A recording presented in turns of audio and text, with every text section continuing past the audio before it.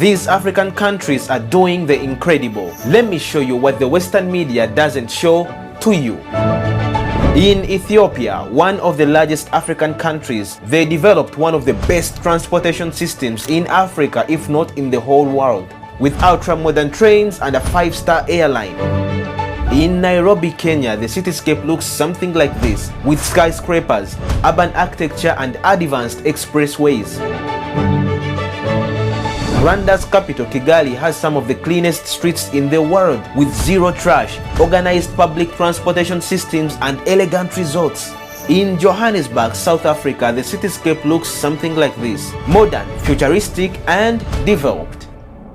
The future no longer lies in the West. The future lies in countries like Rwanda, Kenya, Tanzania, and if every country did what these countries are doing, the rest of Africa, if not the whole world, will definitely become a much better place.